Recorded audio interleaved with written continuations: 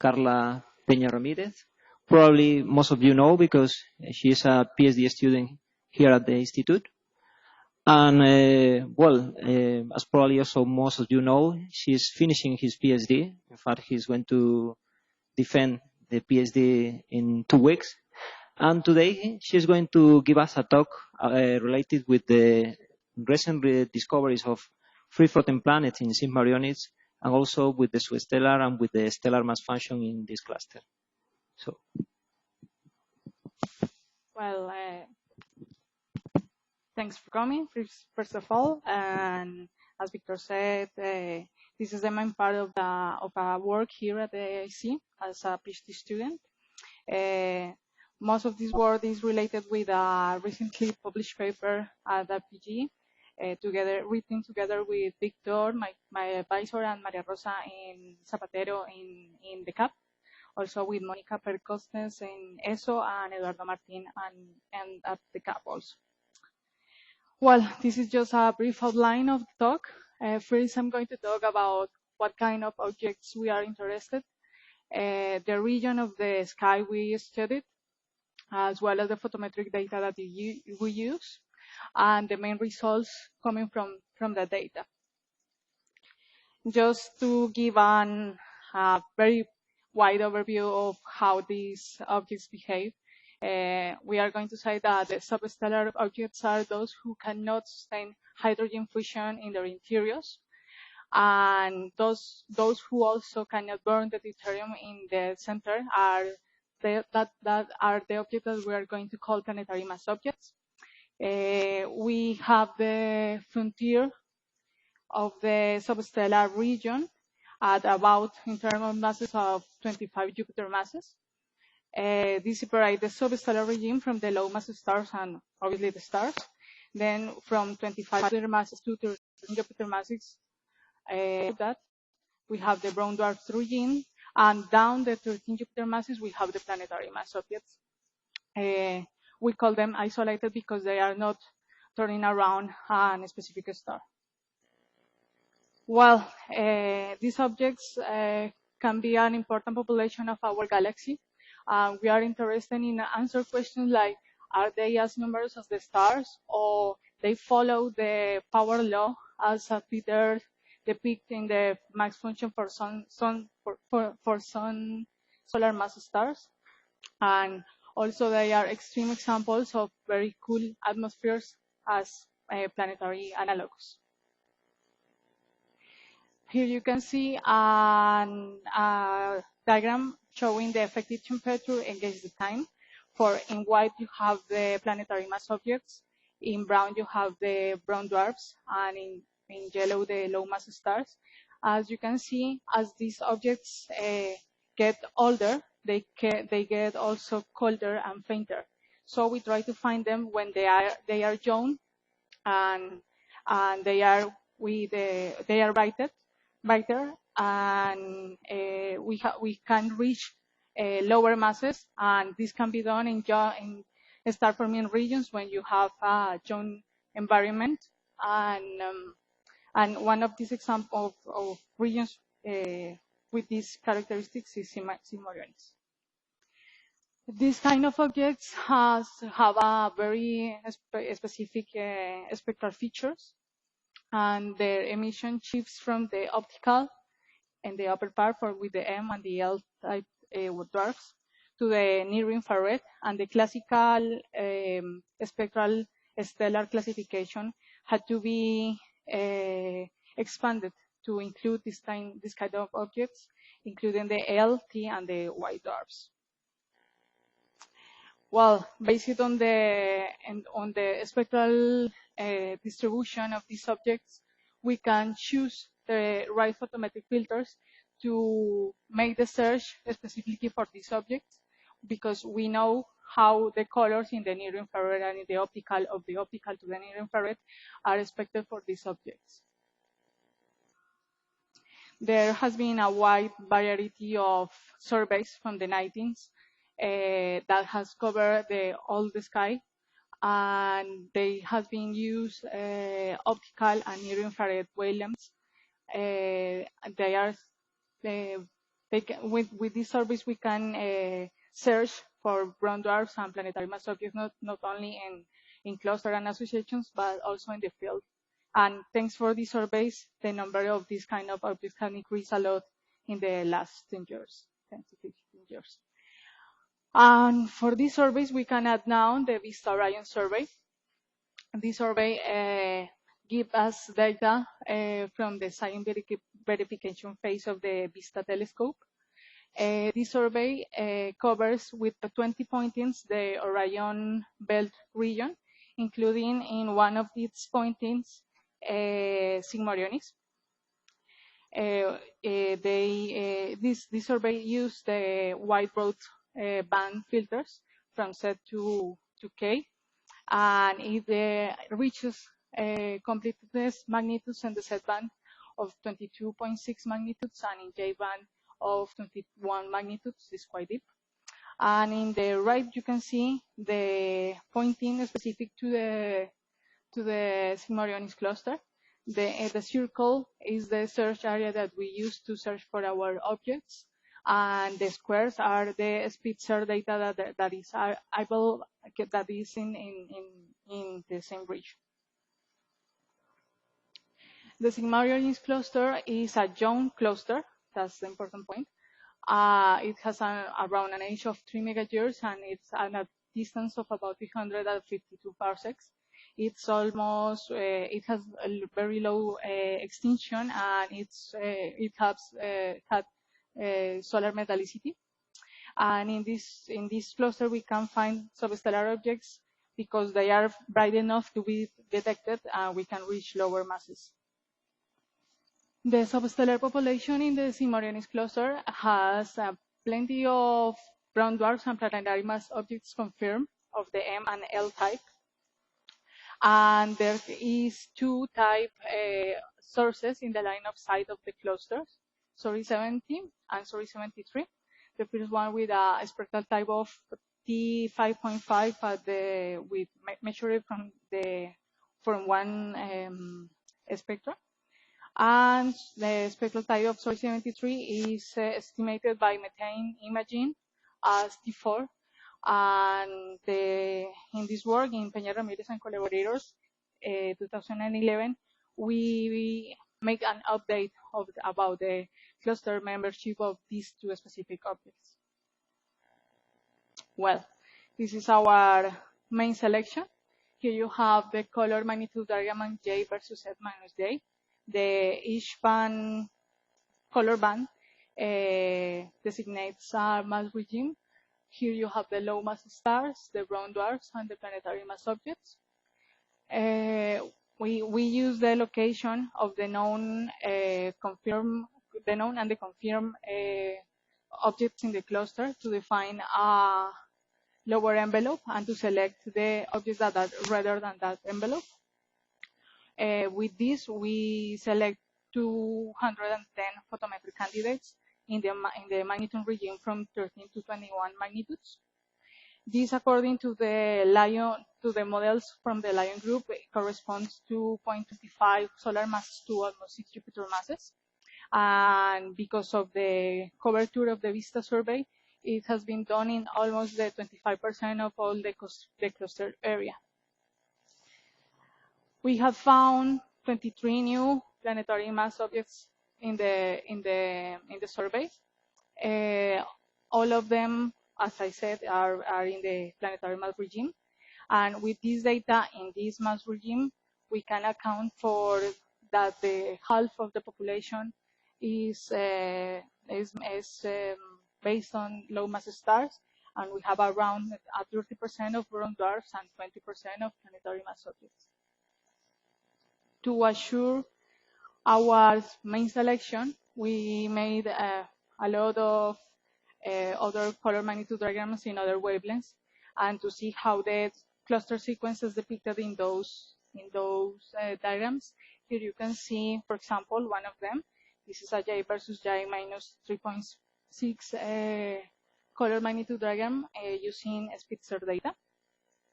You can see with the continuous black line the model, the cluster sequence model and shifted to the distance of the cluster and at the edge of the cluster.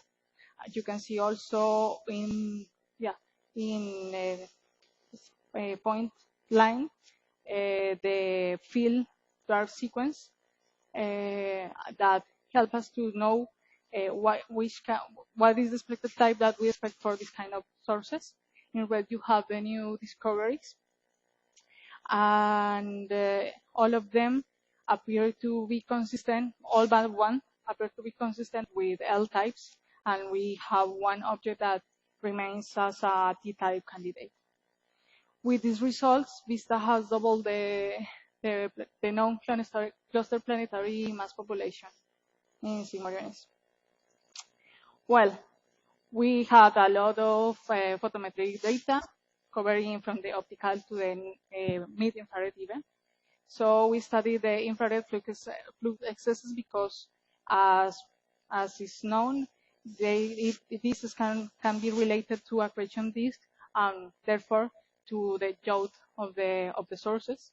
And here you can see this color diagram showing how the objects that could harbor disk are well separated for the ones that not have infrared excesses. Also, they are separated from the field dwarf sequence, in which we don't expect that these the objects that you use to make the sequence show infrared excesses or have this.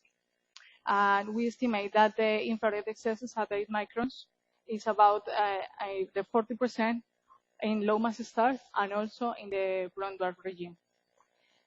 Trying to extend this study to lower masses, we use the 4.5 microns channel from Spitzer, and we estimate that there is a lower limit for the infrared flux excesses in the planetary mass regime of about the 30%, and the percentage of the disks in the low mass stars and the brown dwarfs remains about the 40% within the theodore bars. Regarding to the spatial distribution of the cluster, here you have the radial density profiles of the 3 mass regimes. In blue, the low mass stars, the brown dwarfs, and the planetary mass objects. All of them are well concentrated in the first 15-20 arc from the cluster center, and then decay by 1 order of magnitude to the border of the cluster. We also made a study in the west part of the cluster, trying to extend the study from 30 to 50 arc minutes, and to see how the radial distributions, the profiles are beyond the 30 arc minutes from the center. We also studied the spatial distribution of the objects that have disk and those who doesn't. Here you can see the same radial density profiles, and we don't see any spatial segregation of objects with and without disk. So there is no differences, especially in the spatial distribution of the objects with infrared excesses. Now that we have the infrared excesses, we have studied that. We also have studied the spatial distribution of the objects. We can see how is the form of the mass function of the Sigma Orionis cluster. So since the beginning in 2001, the mass function has been studied until this is the last version of the mass function made by Behind and collaborators, 2009. And he covered almost the 30% of the spatial coverage of the cluster, and the mass function that you are seeing here. All the studies until that date have found that it can be described by a power law with an index between 0.4 and 1 in the substellar regime. Here you can have the result with our VISTA data. This is the substellar mass function from 25 solar masses to almost 6 Jupiter masses, all within completeness. And we found that it can be quite well described by a power law with the index 0.6 plus minus 0.2. This is made in more than the 25% of the cluster for the first time. And we have reached magnitude completeness never reached before neither. What happened to greater masses? So we combine our results with the Mayrit catalog, which is a compilation of sources with magnitudes from 4 to 13 magnitudes. That 70% of that sources have features of Mjup, and with this we can build the stellar and the substellar mass function of the cluster, going from the B type stars to the planets, covering 4 orders the magnitude in mass, and in a very wide area of the cluster, and most of around the 70% of them has Mjup features of Mjup. Here you have the result. We are going here from 19 solar masses to 6 Jupiter masses in completeness. You have also the Kropa functional that is described by 3 power laws. And you have the 3 mass regimes. We find that can be well described by 2 power laws, not 3 in the case of Kropa, and without exponents. And it's a rising function from the most massive stars to the planetary mass objects. In the way that the mass function was initially described in logarithm mass 6 by Salpeter, here you have the mass function in that form. You can see the Chabrier 2005 functional, and our results by means of a log normal fit resemble the Chabrier functional form and the 2 power law that we choose before. You can see how, for example, the Chabrier functional underestimate the planetary mass population of the sources in the planetary regime. Well, finally, we have identified more than 200 sources in the cluster.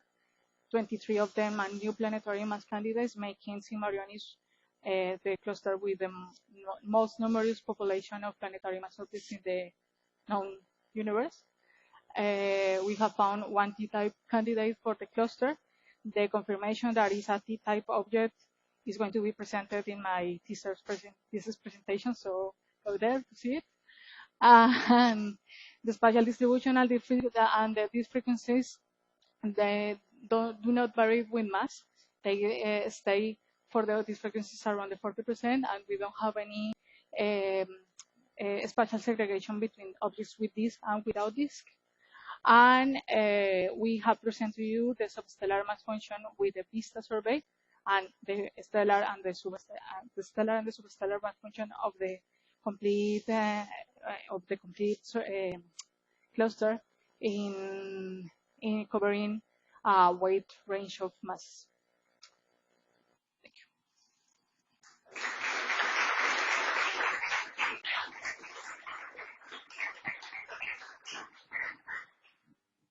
you. Okay, so now there is a time for questions, comments.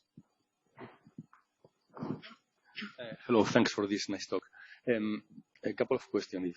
One is, what is the, suppose that your objects are binary planets or binary dwarf stars. How can you take this into account, for example, with dealing with the Spitzer data with lower resolution? So the binarity problem.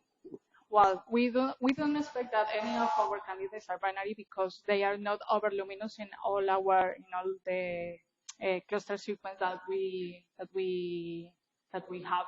So we expect that in principle they all are isolated and they are not binary. No binaries in your calculation. Okay. Karla, very good talk. in regards to your answer, can you show the plot, the color magnitude diagram plot? Because you know that the binaries, equal mass binaries, will just shift by 0.3 dex or so the magnitude. And you have, look at the bottom of your diagram. Yep. You have a big dispersion for the planetary mass objects. So you cannot discard the possibility that some of these objects are binaries. Yeah. In fact, for example, we have these two that there are too luminous to be. These two are too luminous to be members of the cluster, in fact. But one of them, even if they are binaries. One of them is 47. The question is for your L7 or 8, okay? Those could be binaries. Some of those could be binaries. Okay, well, some of them probably have thesis with related with this, because here we are speaking and using the 3.6 color of the Spitzer. But I agree with Rafa, there could be some binaries, and you can see this in the Z versus Z minus J. So you can see in other color magnitude diagram, you can see a dispersion that can be, some of them can be related with binarity. Of course, we expect that according to other results in the field, that for this kind of objects, only 10 or 20% of the objects are binaries. Okay, thank you. And the second comment, the question is the plot showing the initial mass function from 10 solar masses to 0.01 is very nice, and it seems that there is a break, say, in the slope at 0.35 or something like that, no? In the previous one, I think. Yeah. So what could happen at this at 0.35 solar masses to change the slope of the IMF? Because of course this is related, I guess, somehow to the formation process of the different objects. Yeah, well, in that part we are in the stellar regime, so we don't expect to have two different processes in the stellar regime. We expect to have one regime. This is supposed to be connected to the characteristic mass of the cluster that is supposed to be around that value, but in fact this is the best fit that we have to the observational data. So in principle there is no any particular physical explanation to expect there a quiebre. I don't know the word. Okay, thank you. So is there any more questions?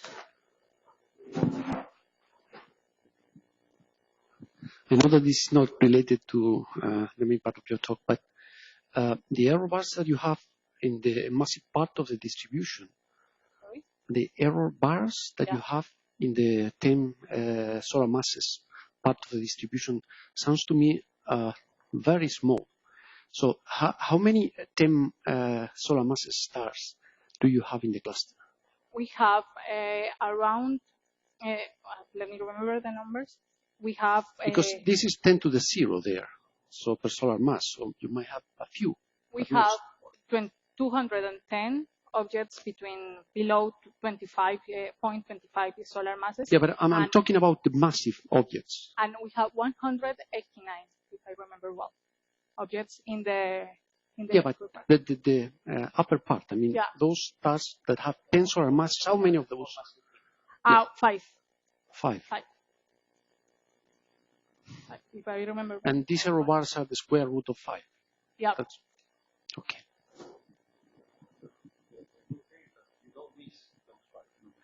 Yeah. Yes. The point is that, okay, when you have, these are the statistical distributions. Yeah.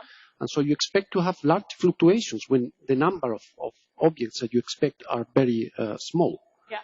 So to some extent it's a kind of surprise that it fits so well to the expected distribution because of the fluctuation that you expect when you have a very, for instance, you don't have 20 solar masses or 30 solar masses. Yeah, but we have here almost 400 objects.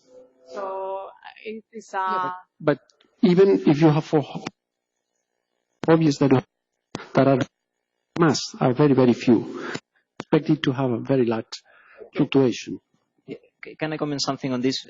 Well, I think that you have 5 objects of the order of, let's say, 10 solar mass or something like that. But here in the last bin, it is included objects about 2 solar mass. So this is why the reason why statistically the error bar is smaller. But I completely agree with you, because the problem is that if we divide this beam in a few of them, the last one, the more massive one, has a very large error bars. Yeah. But in fact, something that maybe we can comment is you can see that the dotted line resembles the salpeter slope in the more massive. And you can see, for example, how our slope is slightly lower. But this, of course, this kind of fluctuation came from the fact that we have only 5 OB stars in the cluster. So in order to have a good statistics in the high part of the mass function, you need to, let's say, to combine several associations, or to combine cluster or whatever. And the way in which we build this histogram was trying to fill each one with an equal number of objects. So only the incomplete beam and the most massive beam are the ones that have the low number of objects. So, if there is no more question, let's thank again our speaker.